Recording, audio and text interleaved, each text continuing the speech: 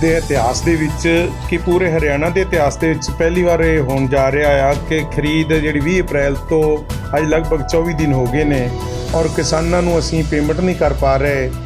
ਔਰ ਸਾਨੂੰ ਸਰਕਾਰ ਦੇ ਨਾਲ ਲਗਾਤਾਰ ਸਾਡੀ ਜਿਹੜੀ ਸਟੇਟ ਬੋਡੀ ਆ ਹਰਿਆਣਾ ਸਟੇਟ ਬੋਡੀ ਅਨਾਜ ਮੰਡੀ ਐਸੋਸੀਏਸ਼ਨ ਆ ਉਸਨੇ ਵਾਰੀ ਉਹਨਾਂ ਨਾਲ ਮੀਟਿੰਗ ਕੀਤੀ ਔਰ ਸਰਕਾਰ ਨੇ ਸਾਨੂੰ ਵਾਰੀ ਆਸ਼ਵਾਸਨ ਦਿੱਤਾ ਆ ਕਿ ਭਈ ਸਾਨੂੰ ਸੈਂਟਰ ਗੌਰਮੈਂਟ ਨੇ ਇਹ ਕਿਹਾ ਆ ਕਿ ਤੁਸੀਂ ਪੇਮੈਂਟ ਜਿਹੜੀ ਉਹ ਕਿਸਾਨਾਂ ਨੂੰ ਸਿੱਧੀ ਕਰੋ ਔਰ ਇਸ ਵਾਰ ਖਰੀਦ ਦੀ ਪੱਧਤੀ ਨੂੰ ਬਦਲੋ। ਉੱਪਰੋਂ ਤਾਂ ਕਰੋਨਾ ਵਾਇਰਸ ਜਿਹੜੀ ਮਹਾਂਮਾਰੀ ਫੈਲੀ ਹੋਈ ਆ ਉਸ ਕਰਕੇ ਅਸੀਂ ਬਹੁਤ ਭਾਰੀ ਸੰਕਟ ਦੇ ਵਿੱਚ ਸਾਡਾ ਦੇਸ਼ ਔਰ ਪੂਰੀ ਦੁਨੀਆ ਗੁਜ਼ਰ ਰਹੀ ਆ ਔਰ ਉਸ ਨੂੰ ਦੇਖਦੇ ਹੋਏ ਇਸ ਵਾਰ ਸਾਡੀ ਸਰਕਾਰ ਨੇ ਹਰਿਆਣਾ ਸ਼ਹਿਰ ਦੇ ਵਿੱਚ 26 ਜਿਹੜੇ ਖਰੀਦ ਕੇਂਦਰ ਹੋਰ ਬਣਾਏ ਨੇ ਔਰ ਨਾਲ ਸਾਡੇ ਅਨਾਜ ਮੰਡੀ ਦੇ ਵਿੱਚ ਕਿ ਸੋਸ਼ਲ ਡਿਸਟੈਂਸ ਦਾ ਅਸੀਂ ਧਿਆਨ ਰੱਖੀਏ।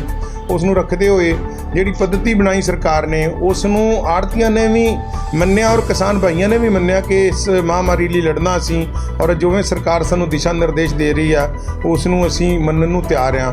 ਸਾਡੇ ਕਿਸਾਨ ਭਾਈ ਵੀ ਉਸੇ ਤਰੀਕੇ ਦੇ ਨਾਲ ਹੀ ਫਸਲ ਲੈ ਕੇ ਆਏ ਨੇ ਪਰ ਸਰਕਾਰ ਨੇ ਵਿੱਚ ਹੀ ਆਪਦੀ ਗਲਤ ਨੀਤੀ ਅਪਣਾਉਂਦੇ ਹੋਏ ਪੇਮੈਂਟ ਦਾ ਇੱਕ ਮੈਥਡ ਇਹ ਖਰੀਦ ਪੋਰਟਲ ਦੇ ਥਰੂ ਬਣਾਇਆ ਜਿਸ ਦਾ ਕਿ ਸੌਫਟਵੇਅਰ ਇੰਨਾ ਬੇਕਾਰ ਸੀਗਾ ਕਿ ਅਜੇ ਤੱਕ 20 ਦਿਨਾਂ ਦੇ ਵਿੱਚ ਉਹਨਾਂ ਤੋਂ ਇਹ ਕਲੀਅਰ ਨਹੀਂ ਕੀਤਾ ਜਾ ਰਿਹਾ ਕਿ ਪੇਮੈਂਟ ਅਸੀਂ ਕਿਵੇਂ ਦੇਵਾਂਗੇ। ਜਿਹੜੀ ਸੈਂਟਰ ਦੀ ਏਜੰਸੀ FCI ਆ ਉਸਨੇ ਪੇਮੈਂਟ ਜਿਹੜੀ ਕਰੀ ਆ ਸਾਨੂੰ ਅਜੇ ਤੱਕ ਸਿਰਫ ਪੇਮੈਂਟ ਵੈਸੇ 21 20 21 ਔਰ 22 3 ਦਿਨਾਂ ਦੀ ਪੇਮੈਂਟ ਆਈ ਆ। ਕੱਲ੍ਹ ਉਹ ਕਹਿ ਰਹੇ ਸੀ ਕਿ 23 24 ਔਰ 25 ਦੀ ਪੇਮੈਂਟ ਅਸੀਂ ਹੋਰ ਪਾਵਾਂਗੇ। FCI ਨੇ ਕਹਿ ਦਿੱਤਾ ਕਿ ਤੁਸੀਂ ਕਿਸਾਨ ਨੂੰ ਸਿੱਧੀ RTX ਜਾਂ ਟਰਾਂਸਫਰ ਜਾਂ ਨੈਫਟ ਦੇ ਥਰੂ ਕਰ ਸਕਦੇ ਹੋ ਪਰ ਹਰਿਆਣਾ ਸਰਕਾਰ ਦੀ ਜਿਹੜੀਆਂ ਖਰੀਦ ਏਜੰਸੀਆਂ ਨੇ ਹੈਫਰਡ ਔਰ DFC ਉਹ ਕਹਿੰਦੇ ਨਹੀਂ ਤੁਸੀਂ ਜਿਹੜਾ ਇਹ ਪੇਮੈਂਟ ਆ ਉਹ ਖਰੀਦ ਪੋਰਟਲ ਦੇ ਥਰੂ ਕਰੋ।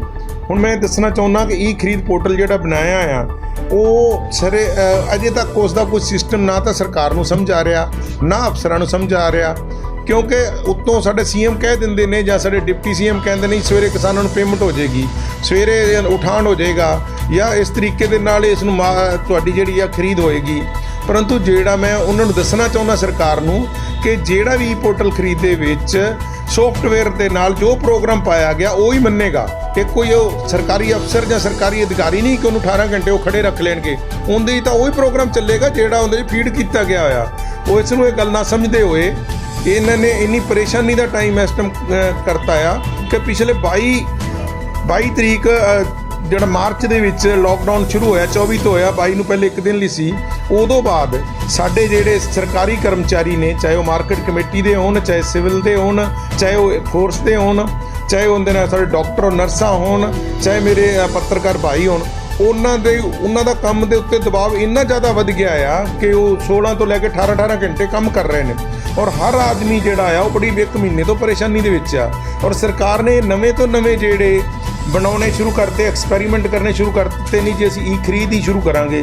ਇੱਥੇ ਨਾਲ ਪੜੋਸੀ ਰਾਜ ਜਿਹੜਾ ਪੰਜਾਬ ਆ ਉਹਨਾਂ 'ਚ ਵੀ ਉਹਨਾਂ ਨੇ ਪੇਮੈਂਟ ਕਿਸਾਨ ਨੂੰ ਕਰ ਰਹੇ ਨੇ ਪਰ ਉੱਥੇ ਆੜ੍ਹਤੀਆਂ 'ਤੇ ਯਕੀਨ ਕੀਤਾ ਜਾ ਰਿਹਾ ਆ ਕਿ ਆੜ੍ਹਤੀਆਂ ਨੂੰ ਦੇ ਦਿੰਦੇ ਨੇ। ਮੈਂ ਸਰਕਾਰ ਨੂੰ ਇਹ ਦੱਸਣਾ ਚਾਹਾਂਗਾ ਕਿ ਜਦੋਂ ਇੱਕ ਪੇਮੈਂਟ ਨੂੰ ਸਾਡੇ ਬੈਂਕ ਦੇ ਖਾਤੇ ਦੇ ਵਿੱਚ ਜੋੜ ਦਿੱਤਾ ਜਾਂਦਾ ਬੈਂਕ 'ਚ ਆ ਜਾਂਦੀ ਆ ਅਗਰ ਉਸ ਨੂੰ ਅਸੀਂ RTX ਦੇ ਥਰੂ ਕਰੀਏ ਨੈਫਟ ਦੇ ਥਰੂ ਕਰੀਏ ਚੈੱਕ ਲਾ ਕੇ ਅਸੀਂ ਟਰਾਂਸਫਰ ਕਰੀਏ ਉਹਨੂੰ ਜਿਹੜਾ ਆ ਉਹਦੇ ਵਿੱਚ ਕੋਈ ਹੇਰਾਫੇਰੀ ਨਹੀਂ ਹੁੰਦੀ। ਸਰਕਾਰ ਨੂੰ ਉਹਦੇ ਉੱਤੇ ਪਤਾ ਨਹੀਂ ਕਿਉਂ ਸਾਡੇ ਉੱਤੇ ਯਕੀਨ ਨਹੀਂ ਆ ਰਿਹਾ ਕੀ ਉਹਨਾਂ ਦੀ ਉਹਦੇ ਵਿੱਚ ਮਿਲੀ ਭਗਤ ਆ। ਮੈਂ ਇੱਥੇ ਥੋੜ੍ਹੀ ਹੋਰ ਦੱਸਣਾ ਚਾਹਾਂਗਾ ਕਿ ਅੱਜ ਤੱਕ ਮੈਂ ਦੇਖਦਾ ਆਇਆ ਆਪਦੀ ਇੰਨੀ ਉਮਰ ਦੇ ਵਿੱਚ ਕਿ ਜਦੋਂ ਵੀ ਸਰਕਾਰ ਦਾ ਕੋਈ ਖਾਤਾ ਖੁੱਲ੍ਹਦਾ ਜਾਂ ਕੋਈ ਸਰਕਾਰ ਦੀ ਪੇਮੈਂਟ ਆਉਂਦੀ ਆ ਉਹ ਸਿਰਫ ਔਰ ਸਿਰਫ SBI ਬੈਂਕ ਦੇ ਥਰੂ ਆਉਂਦੀ ਸੀ।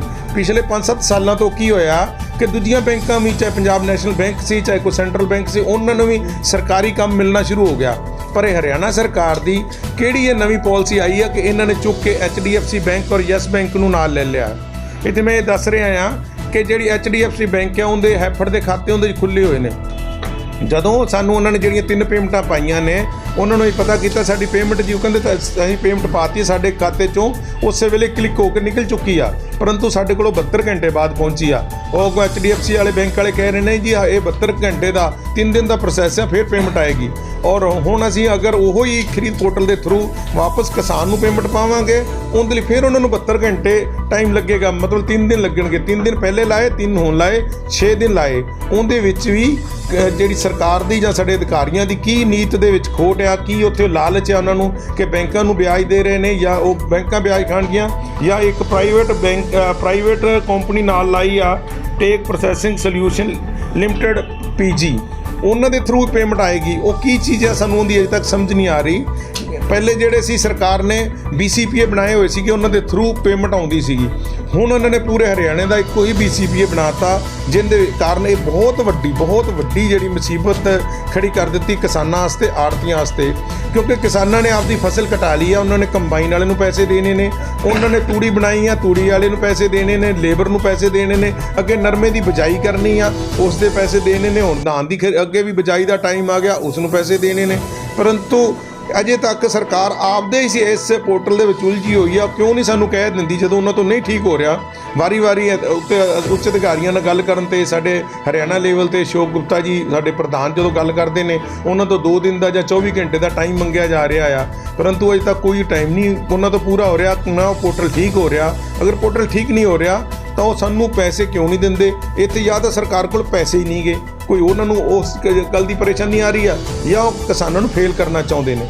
ਮੈਂ ਇਹ ਦੱਸਾਂਗਾ ਕਿ ਪਿਛਲੇ 70 ਸਾਲ ਤੋਂ, ਵੈਸੇ ਤਾਂ 100 ਸਾਲ ਤੋਂ ਹੀ ਹਰਿਆਣਾ ਔਰ ਪੰਜਾਬ ਜਦੋਂ ਇੱਕ ਸੀ ਜਾਂ ਉਸ ਤੋਂ ਬਾਅਦ ਵੀ ਇੱਥੇ ਮੰਡੀਆਂ ਬਣੀਆਂ ਹੋਈਆਂ ਨੇ, ਔਰ ਇੱਕ ਸਰਕਾਰੀ ਜਿਹੜੀ ਆ ਸੰਸਥਾ ਆ ਮਾਰਕੀਟਿੰਗ ਬੋਰਡ ਬਣਿਆ ਹੋਇਆ ਹੈ, ਉਸ ਦੇ ਪੂਰੇ ਕਰਮਚਾਰੀ ਨੇ, ਔਰ ਇੱਥੇ ਸ਼ਾਨਦਾਰ ਮੰਡੀਆਂ ਕੱਟੀਆਂ ਹਰਿਆਣਾ ਸਰਕਾਰ ਨੇ ਔਰ ਪੰਜਾਬ ਸਰਕਾਰ ਨੇ। ਉੱਥੇ ਕਿਸਾਨ ਮਾਲ ਲੈ ਕੇ ਆਉਂਦਾ ਆ, ਉਹਦੀ ਖੁੱਲ੍ਹੇ 'ਚ ਬੋਲੀ ਹੁੰਦੀ ਆ, ਜਦੋਂ ਬੋਲੀ ਹੁੰਦੀ ਆ ਸਰਕਾਰੀ ਕਰਮਚਾਰੀ ਮਾਰਕੀਟ ਕਮੇਟੀ ਦਾ ਉੱਥੇ ਖੜਾ ਹੁੰਦਾ ਆ, 10 ਤੋਂ 15 ਉਹਦੀ ਬੋਲੀ ਦੇਣ ਵਾਲੇ ਵਪਾਰੀ ਆਉਂਦੇ ਨੇ, ਆੜ੍ਹਤੀ ਹੁੰਦਾ, ਦਲਾਲ ਹੁੰਦਾ ਆ, ਹੋਰ ਵੀ 4 ਜਾਂ 10 ਕਿਸਾਨ ਖੜੇ ਹੁੰਦੇ ਨੇ। ਉੱਥੇ ਕੋਈ ਵੀ ਹੇਰਾਫੇਰੀ ਜਾਂ ਬੇਈਮਾਨੀ ਵਾਲੀ ਗੱਲ ਨਹੀਂ। ਔਰ ਉਸ ਦੇ ਨਾਲ ਸਾਡੀਆਂ ਸਰਕਾਰਾਂ ਨੇ ਨਾਲ ਇਹ ਵੀ ਕੀਤਾ ਹੋਇਆ ਸੀ, ਹਰ ਮੰਡੀ ਦੇ ਵਿੱਚ ਇੱਕ ਸਰਕਾਰੀ ਦੁਕਾਨ ਬਣਾਈ ਹੋਈ ਆ, ਜਿਹੜੀ ਇੱਕ ਕੋਆਪਰੇਟਿਵ ਸੁਸਾਇਟੀ ਦੇ ਨਾਮ ਦੇ ਉੱਤੇ ਜਾਣੀ ਜਾਂਦੀ ਆ। ਹਰ ਮੰਡੀ ਦੇ ਵਿੱਚ ਇੱਕ ਦੁਕਾਨ ਆ।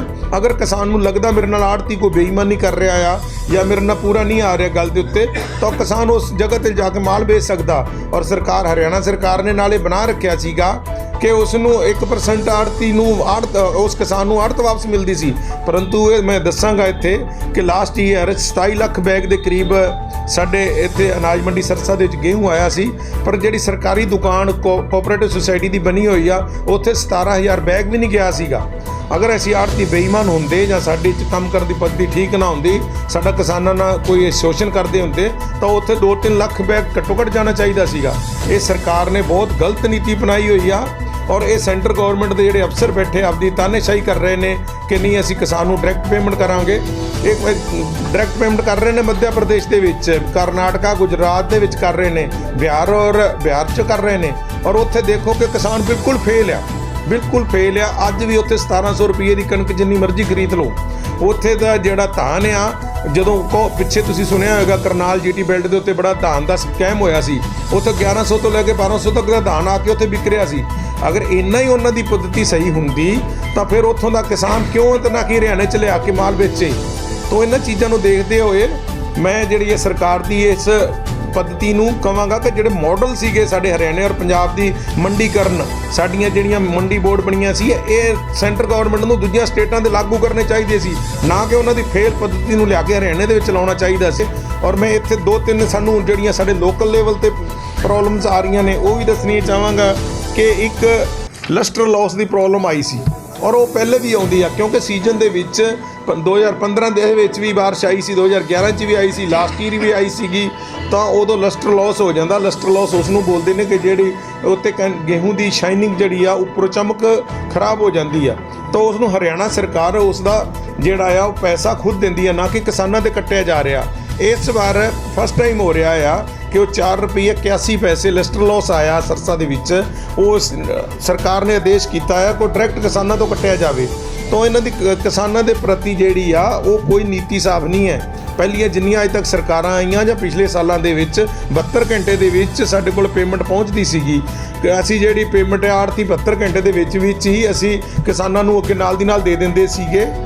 ਤੇ ਇਸ ਕਰਕੇ ਅਸੀਂ ਇਹ ਸਾਰੀਆਂ ਚੀਜ਼ਾਂ ਨੂੰ ਦੇਖਦੇ ਹੋਏ ਮੈਂ ਚਾਹਾਂਗੇ ਕਿ ਜਿਹੜਾ ਸਰਕਾਰ ਇਸ ਦੇ ਉੱਤੇ ਜਲਦੀ ਤੋਂ ਜਲਦੀ ਗੌਰ ਕਰੇ। ਔਰ ਦੂਸਰਾ ਜਿਹੜਾ ਬਰਸਾਤ ਦੇ ਕਾਰਨ ਇੱਥੇ ਬਰਸਾਤ ਦੇ ਕਾਰਨ ਗੇਹੂੰ ਖਰਾਬ ਹੋ ਗਿਆ, ਬੋਰੀਆਂ 'ਚ ਪਿਆ। ਉਹ ਸਾਡੇ ਅਸੀਂ ਉਹਨੂੰ ਬਹੁਤ ਹੀ ਤਰਪਾਲ ਨਾਲ ਢੱਕਣ ਦੀ ਕੋਸ਼ਿਸ਼ ਕੀਤੀ ਹੈ, ਪੋਲੀਥੀਨ ਨਾਲ ਢੱਕਣ ਦੀ ਕੋਸ਼ਿਸ਼ ਕੀਤੀ, ਪਰ ਦੋਨੋਂ ਵਾਰ ਆਂधी ਝੱਖੜ ਔਰ ਤੂਫਾਨ ਨਾਲ ਆਇਆ, ਜਿਸ ਦੇ ਕਾਰਨ ਸਾਡੇ ਤਰਪਾਲ ਉੱਡ ਜਾਂਦੇ ਰਹੇ ਨੇ, ਪੋਲੀਥੀਨ ਖਰਾਬ ਪਾੜ ਜਾਂਦੇ ਰਹੇ ਨੇ। ਇਸ ਕਰਕੇ ਉਹ ਗੇਹੂੰ ਬੋਰੀਆਂ 'ਚ ਗਿੱਲਾ ਹੋ ਗਿਆ। ਹੁਣ ਅਸੀਂ ਸਰਕਾਰ ਨੂੰ ਅਪੀਲ ਕਰਦੇ ਹਾਂ ਕਿ ਉਹ ਗੇਹੂੰ ਅਗਰ ਇੱਥੇ ਹੀ ਉਸਦੀ ਕੁਆਲਿਟੀ ਚੈੱਕ ਕੀਤੀ ਜਾਵੇ। ਉਹ ਜਦੋਂ ਹੁਣ ਇੱਥੋਂ ਗੇਹੂੰ ਸਾਡਾ ਟਰੱਕਾਂ 'ਚ ਪੈ ਕੇ ਗੋਦਾਮਾਂ ਦੇ ਵਿੱਚ ਜਾਂਦਾ ਆ, ਉੱਥੋਂ ਉਸ ਨੂੰ ਵਾਪਸ ਕਰ ਦਿੱਤਾ ਜਾਂਦਾ ਹੈ ਕਿ ਇਹਦੇ 'ਚ ਮੋਇਸਚਰ ਜ਼ਿਆਦਾ ਆ, ਇਹਦੀ ਕੁਆਲਿਟੀ ਖਰਾਬ ਹੋ ਗਈ ਆ। ਉੱਥੋਂ ਜਾਣ ਤੋਂ ਸਾਨੂੰ ਵਾਪਸ ਆਉਣ ਤੋਂ ਅਗਰ ਇੱਕ ਘੋੜਾ 660 ਬੈਗ ਦਾ ਵਾਪਸ ਆਉਂਦਾ ਤਾਂ 7000 ਰੁਪਈਆ ਸਾਡੇ ਆੜਤੀ ਦਾ ਨੁਕਸਾਨ ਹੁੰਦਾ, ਜਿਹੜਾ ਸਾਨੂੰ ਉਸ ਦਾ ਕਿਰਾਇਆ ਦੇਣਾ ਪੈਂਦਾ ਹੈ। ਜੇ ਸਾਡਾ ਛੋਟਾ ਟਰੱਕ ਵੀ ਆਉਂਦਾ ਉਹਦੇ ਵਿੱਚ 4000 ਰੁਪਏ ਦੇ ਕਰੀਬ ਦੇਣਾ ਪੈਂਦਾ ਹੈ। ਅਗਰ ਉੱਥੇ ਛਟਣੀ ਹੁੰਦੀ ਆ ਉਹ 10 ਰੁਪਏ ਇੱਕ ਬੈਗ ਦਾ ਜਿਹੜੀ ਆ ਉਹ ਲੇਬਰ ਉੱਥੋਂ ਦੀ ਨਾਲ ਵੱਖਰਾ ਲੈਂਦੀ ਆ। ਤਾਂ ਮੈਂ ਸਰਕਾਰ ਨੂੰ ਇਹ ਵੀ ਅਪੀਲ ਕਰਾਂਗਾ, ਉੱਚ ਅਧਿਕਾਰੀਆਂ ਨੂੰ ਅਪੀਲ ਕਰਾਂਗਾ ਕਿ ਸਾਡਾ ਜਿਹੜਾ ਵੀ ਗੇਹੂੰ ਆ ਉਠਾਉਣਾ, ਉਸਦੀ ਜਿਹੜੀ ਕੁਆਲਿਟੀ ਆ ਉਹ ਮੰਡੀ ਦੇ ਵਿੱਚ ਚੈੱਕ ਕੀਤੀ ਜਾਵੇ, ਨਾ ਕਿ ਪਹਿਲੇ ਅਸੀਂ ਇਹਨੂੰ ਇੱਥੋਂ ਉਠਾ ਕੇ ਉੱਥੇ ਭੇਜੀਏ ਗੋਦਾਮਾਂ ਦੇ ਵਿੱਚ, ਫਿਰ ਉਹ ਸਾਡੀ ਟਰਾਂਸਪੋਰਟ ਆ ਉਹਨਾਂ ਦਾ ਟਾਈਮ ਵੇਸਟ ਹੋਵੇ, ਉਹ ਉੱਥੇ ਖੜੇ ਰਹਿਣ, ਫਿਰ ਉੱਧਰ ਪਿੱਛੋਂ ਆੜਤੀ ਜਾਣ, ਫਿਰ ਉਹ ਰਿਜੈਕਟ ਕਰਕੇ ਵਾਪਸ ਕਰਨ। ਜੋ ਵੀ ਕੁਆਲਿਟੀ ਆ ਉਸ ਨੂੰ ਲੈਣ। ਔਰ ਪਹਿਲੀਆਂ ਸਰਕਾਰਾਂ ਵੀ, ਪਹਿਲੇ ਮੁੱਖ ਮੰਤਰੀ ਵੀ ਜਦੋਂ ਵੀ ਬਰਸਾਤ ਆਉਂਦੀ ਰਹੀ ਹੈ, ਇਹ ਫਸਟ ਟਾਈਮ ਨਹੀਂ ਹੈ ਕਿ ਸੀਜ਼ਨ ਦੇ ਵਿੱਚ ਬਰਸਾਤ ਆਈ ਆ, ਪਹਿਲੇ ਵੀ ਬਰਸਾਤ ਆਉਂਦੀ ਰਹੀ ਆ, ਉਦੋਂ ਮੁੱਖ ਮੰਤਰੀ ਇਸ ਨੂੰ ਆਪਦਾ ਸੰਗਿਆਨ ਲੈ ਕੇ ਔਰ ਅਧਿਕਾਰੀਆਂ ਨੂੰ ਇਹ ਆਦੇਸ਼ ਜਾਰੀ ਕਰਦੇ ਸੀਗੇ ਕਿ ਵੀ ਜੋ ਬਰਸਾਤ ਨਾਲ ਮਾਲ ਗਿੱਲਾ ਹੋ ਗਿਆ ਆ, ਖਰਾਬ ਹੋ ਗਿਆ, ਉਸ ਦੇ ਅਲੱਗ ਗੋਦਾਮਾਂ ਦੇ ਵਿੱਚ ਅਲੱਗ ਦਾਂਗ ਲਾ ਕੇ ਅਲੱਗ ਸਟੈਗ ਲਾ ਦਿੱਤੇ ਜਾਣ ਔਰ ਉਸ ਨੂੰ ਸਰਕਾਰ ਬੈਨ ਕਰੇਗੀ। ਇਹ ਸਰਕਾਰ ਦੇ ਕੋਲ ਇਹਨਾਂ ਬਜਟ ਹੁੰਦਾ ਆ, ਨਹੀਂ ਹੁੰਦਾ ਤਾਂ ਬਾਕੀ ਕਰੋੜਾਂ ਰੁਪਈਆਂ ਦਾ ਨੁਕਸਾਨ ਸਰਕਾਰ ਚੱਲਦੀ ਆ। ਉਹ ਇੱਕ ਅਗਰ ਕੋਈ ਵੱਡਾ ਰਾਜਘਰਾਨਾ ਜਾਂ ਕੋਈ ਵੀ ਜਿਹੜਾ ਵੱਡੇ ਕਾਰਖਾਨੇ ਵਾਲਾ ਜਾਂ ਕੋਈ ਫੇਲ ਹੁੰਦਾ, ਉਸ ਟਾਈਮ ਹੀ 8 ਤੋਂ 10,000 ਕਰੋੜ ਦੀ ਅਗਰ ਸਬਸਿਡੀ ਜਾਂ ਉਹ ਦਿੰਦੀ ਆ। ਤਾਂ ਇੱਥੇ ਅਗਰ ਕਿਸਾਨ ਦਾ ਗੇਹੂੰ ਖਰਾਬ ਹੋ ਗਿਆ, ਉਹਦੇ ਆੜਤੀ ਦਾ ਕੋਈ ਦੋਸ਼ ਨਹੀਂ ਹੈ, ਉੱਥੇ ਉਹ ਸਰਕਾਰੀ ਕਰਮਚਾਰੀ ਦਾ ਕੋਈ ਦੋਸ਼ ਨਹੀਂ ਹੈ ਕਿ ਉਸ ਨੂੰ ਧੱਕੇਸ਼ਾਹੀ ਕੀਤੀ ਜਾਂਦੀ ਹੈ ਕਿ ਮਾਲ ਉਤਰਵਾਇਆ ਜਾਵੇ। ਉਹ ਸਰਕਾਰ ਨੂੰ ਆਪਣੇ ਲੈਵਲ ਦੇ ਉੱਪਰ ਆਦੇਸ਼ ਕਰਨੇ ਚਾਹੀਦੇ ਨੇ ਕਿ ਅਗਰ ਮਾਲ ਖਰਾਬ ਹੋ ਗਿਆ ਉਸ ਨੂੰ ਅਲੱਗ ਕੀਤਾ ਜਾਵੇ, ਉਸ ਦੇ ਨਾ ਤਾਂ ਉਹਨਾਂ 'ਤੇ ਪ੍ਰੈਸ਼ਰ ਬਣਾਇਆ ਜਾਵੇ ਨਾ ਸਾਡੇ 'ਤੇ। ਉਸ ਦੀ ਆੜ ਲੈਂਦੇ ਹੋਏ ਸਾਡੇ ਕੁਝ ਅਧਿਕਾਰੀਆਂ ਨੇ ਨਵਾਂ ਹੀ ਇੱਕ ਹੋਰ ਕਰ ਲਿਆ ਆ ਕਿ ਉਹ 3 ਤਰ੍ਹਾਂ ਦੇ ਛਾਨਣੇ ਰੱਖੇ ਨੇ, ਉਹ ਛਾਨਣੇ ਮਾਰ ਕੇ ਔਰ ਉਹ ਥੱਲੇ ਬੀਜ ਸਾਨੂੰ ਦਿਖਾ ਦਿੰਦੇ ਨੇ, ਆ ਦੇਖੋ ਕੀ ਆ। ਔਰ ਮੇਰੀ ਡੀਐਮ ਸਾਹਿਬ ਨਾਲ ਗੱਲ ਹੋਈ ਸੀ ਜੀ, ਅਸੀਂ ਤੁਹਾਨੂੰ ਗੇਹੂੰ ਦੇਣੀ ਕੀਤੀ ਹੋਈ ਆ, ਕੋਈ ਗੇਹੂੰ ਦਾ ਬੀਜ ਦੇਣਾ ਜਾਂ ਕੋਈ ਸੀਡ ਦੇਣਾ ਨਹੀਂ ਕੀਤਾ ਹੋਇਆ, ਇਹ ਸਾਡੇ ਨਾਲ ਤੁਸੀਂ ਨਜਾਇਜ਼ ਨਾ ਕਰੋ। ਔਰ ਉਹਨਾਂ ਨੇ ਆਦੇਸ਼ ਕੀਤੇ ਸੀਗੇ ਕਿ ਨਹੀਂ, ਅਸੀਂ ਇਸ ਨੂੰ ਆਸ਼ਵਾਸਨ ਦਿੱਤਾ ਸੀਗਾ ਇਸ ਨੂੰ ਸਹੀ ਤਰੀਕੇ ਨਾਲ ਕਰਾਂਗੇ। ਔਰ ਦੋਸਤੋ ਮੈਂ ਤਾਂ ਇੰਨਾ ਹੀ ਕਹਾਂਗਾ ਕਿ ਸਰਕਾਰ ਨੇ ਜਿਹੜਾ ਇੱਕ ਤਾਂ HDFC ਔਰ ਯੈਸ ਬੈਂਕ ਨੂੰ ਵਿੱਚ ਇਨਵੋਲਵ ਕੀਤਾ ਆ, ਸਰਕਾਰ ਦੀ ਨੀਤ 'ਚ ਕਿਤੇ ਨਾ ਕਿਤੇ ਇੱਥੇ ਖੋਟ ਆ ਕਿ ਜਿੰਨਾ ਵੀ ਉਹ ਕਹਿ ਰਹੇ ਨੇ ਕਿ ਅਸੀਂ ਬੜੇ ਸਾਡੇ ਉੱਤੇ ਇਲੀਗੇਸ਼ਨ ਲਾਏ ਜਾਂਦੇ ਨੇ ਆੜਤੀਆਂ ਦੇ ਉੱਤੇ ਕਿ ਬਈ ਇਹ ਜਿਹੜੇ ਆੜਤੀ ਨੇ ਇਹਨਾਂ ਨੂੰ ਕਿਤੇ ਸਾਨੂੰ ਵਿਚੋਲੀਆ ਕਿਹਾ ਜਾਂਦਾ, ਕਿਤੇ ਸਾਨੂੰ ਚੋਰ ਕਿਹਾ ਜਾਂਦਾ, ਕਿਤੇ ਸਾਡੀ ਨੀਤ ਦੇ ਵਿੱਚ ਜਿਹੜੀ ਆ ਉਹ ਸਾਡੇ ਬੇਈਮਾਨੀ ਦੱਸੀ ਜਾਂਦੀ ਆ। ਪਰ ਮੈਂ ਇੱਥੇ ਸਾਰੇ ਪੱਤਰਕਾਰਾਂ ਦੇ ਸਾਹਮਣੇ ਕਹਿੰਦਾ ਆ ਕਿ ਜਿਹੜੀ ਇੱਥੇ ਅੱਜ ਸਰਕਾਰੀ ਬੈਂਕਾਂ ਨੂੰ ਛੱਡ ਕੇ HDFC ਬੈਂਕ ਜਾਂ ਯੈਸ ਬੈਂਕ ਨੂੰ ਲਿਆ ਗਿਆ ਆ, ਜਿਹੜਾ ਅੱਜ ਜਿਹੜਾ ਆ ਟੈਕਨੀਕਲ ਟਾਈਮ ਆਇਆ ਹੋਇਆ, ਜਿਹੜੇ ਵੇ 72 ਘੰਟੇ ਮੰਗਦੇ ਨੇ ਉਹ 72 ਮਿੰਟ ਦੇ ਵਿੱਚ ਚੇਂਜ ਹੋਣੀ ਚਾਹੀਦੀ ਆ। ਅਗਰ ਸਰਕਾਰ ਦੀ ਨੀਤ ਸਾਫ਼ ਹੁੰਦੀ ਤਾਂ ਗ੍ਰਾਮੀਣ ਬੈਂਕਾਂ ਨੂੰ ਇਹ ਦੇ ਦਿੰਦੀ, ਕਿਉਂਕਿ ਅੱਜ ਕੋਈ ਵੀ ਗ੍ਰਾਮੀਣ ਬੈਂਕ ਜਾਂ ਕੋਈ ਸਰਕਾਰੀ ਬੈਂਕ, ਕੋਆਪਰੇਟਿਵ ਸੋਸਾਇਟੀ ਬੈਂਕ ਕੋਈ ਵੀ ਹੈ, ਉਹ ਬੈਂਕ ਬਾਕੀ ਨਹੀਂ ਬਚੀ ਜਿੱਥੇ ਕਿ ਜਿਹੜਾ ਉਹਨਾਂ ਨੂੰ ਆਨਲਾਈਨ ਨਾ ਹੋਈ ਹੋਵੇ। ਟੋਟਲ ਦਾ ਕੰਪਿਊਟਰੀਕਰਨ ਹੋ ਚੁੱਕਾ, ਟੋਟਲ ਬੈਂਕਾਂ ਜਿਹੜੀਆਂ ਸਾਡੀਆਂ ਸਰਕਾਰੀ ਵੀ ਨੇ ਚਾਹੇ ਗ੍ਰਾਮੀਣ ਨੇ ਉਹ ਵੀ ਆਨਲਾਈਨ ਹੋ ਚੁੱਕੀਆਂ ਨੇ। ਇੱਥੇ ਸਰਕਾਰ ਦੀ ਨੀਤ 'ਚ ਖੋਟ ਆ ਕਿ ਉਹਨਾਂ ਨੇ HDFC ਬੈਂਕ ਨੂੰ ਨਾਲ ਲਿਆ ਆ ਔਰ ਉਹਨਾਂ ਨੇ ਨਾਲ ਯੈਸ ਬੈਂਕ ਨੂੰ ਨਾਲ ਲੈ ਕੇ ਪ੍ਰਾਈਵੇਟ ਬੈਂਕਾਂ 'ਚ ਖਾਤੇ ਖੁਲਾਏ ਨੇ। ਔਰ ਉੱਪਰੋਂ ਜਿਹੜੀ ਹੈ ਸਭ ਤੋਂ ਵੱਡੀ ਦੁੱਖਦਾਈ ਗੱਲ ਇਹ ਆ, ਜਿਹੜਾ ਪੋਰਟਲ ਖਰੀਦ ਅਸੀਂ ਆੜਤੀ ਕਿਸਾਨਾਂ ਦੇ ਖਾਤੇ 'ਚ ਪਾਵਾਂਗੇ, ਕਿੰਨੀ ਕਾਰਨਾਂ ਨਾਲ ਉਸ ਜੇ ਖਾਤਾ ਗਲਤ ਹੋਇਆ ਔਰ ਉਹ ਦੂਜੇ ਖਾਤੇ ਪੇਮੈਂਟ ਚਲੀ ਗਈ, ਉਸ ਦਾ ਕੋਈ ਸੋਲਿਊਸ਼ਨ ਨਹੀਂ ਹੈਗਾ। ਅਜੇ ਤੱਕ ਕੋਈ ਅਧਿਕਾਰੀ ਦੀ ਉੱਥੇ ਡਿਊਟੀ ਨਹੀਂ ਲਾਈ ਗਈ, ਕਿਸੇ ਅਧਿਕਾਰੀ ਨੂੰ ਜ਼ਿੰਮੇਵਾਰੀ ਨਹੀਂ ਦਿੱਤੀ ਗਈ ਕਿ ਗਲਤੀ ਨਾਲ ਕੋਈ ਟੈਕਨੀਕਲ ਫਾਲਟ ਦੇ ਨਾਲ ਖਾਤੇ ਗਲਤ ਪੇਮੈਂਟ ਚਲੀ ਗਈ ਤਾਂ ਉਸ ਨੂੰ ਵਾਪਸ ਕੀਤਾ ਜਾਵੇ, ਉਸ ਦੀ ਪੇਮੈਂਟ ਰੁਲ ਜਾਏਗੀ। ਇਹ ਸਾਨੂੰ ਸਾਫ਼ ਕਿਹਾ ਗਿਆ ਆ। ਅਗਰ ਕੋਈ ਖਾਤੇ ਗਲਤ ਪੇਮੈਂਟ ਚਲੀ ਗਈ ਉਸ ਦਾ ਕੋਈ ਹੱਲ ਨਹੀਂ। ਇਹ ਵੀ ਮੈਂ ਡਿਮਾਂਡ ਕਰਾਂਗਾ ਸਰਕਾਰ ਕੋਲੋਂ ਕਿ ਸਾਡੀ ਜੇ ਜਿਹੜੇ ਵੀ ਖਰੀਦ ਪੋਰਟਲ ਹੈ, ਅਗਰ ਕਿਸੇ ਤੋਂ ਗਲਤੀ ਨਾਲ ਕਿਤੇ ਵੀ ਟੈਕਨੀਕਲ ਪੁਆਇੰਟ ਨਾਲ ਜਾਂ ਖਾਤਾ ਨੰਬਰ ਗਲਤ ਨਾ ਜਾਂ ਉਹ ਖਾਤਾ ਬੰਦ ਹੋਣ ਦੇ ਕਾਰਨ ਪੇਮੈਂਟ ਚੱਲ ਜੇ ਤਾਂ ਉਸ ਨੂੰ ਵਾਪਸ ਕਰਨ ਲਈ ਅਸੀਂ ਕਿਸ ਦੇ ਨਾਲ ਫੋਨ ਤੇ ਗੱਲ ਕਰੀਏ? ਜਿਹੜਾ ਉਹਨਾਂ ਨੇ ਨੰਬਰ ਦਿੱਤਾ ਉਹ ਕੋਈ ਚੱਲਦਾ ਨਹੀਂ ਗਾ। ਇੱਕ ਅਧਿਕਾਰੀ ਦਾ ਨਾਮ ਰੱਖਿਆ ਜਾਵੇ, ਉਸ ਦੇ ਨਾਲ ਦੱਸਿਆ ਜਾਵੇ ਕਿ ਇਸ ਨੂੰ ਤੁਸੀਂ ਫੋਨ ਤੇ ਕੰਟੈਕਟ ਕਰੋ, ਉਹ ਕੀਤਾ ਜਾਵੇ। ਉਸ ਤਰੀਕੇ ਨਾਲ ਹੀ ਸਾਡੀ ਇਹ ਜਿਹੜੀ ਸੇਫਟੀ ਹੋਵੇ।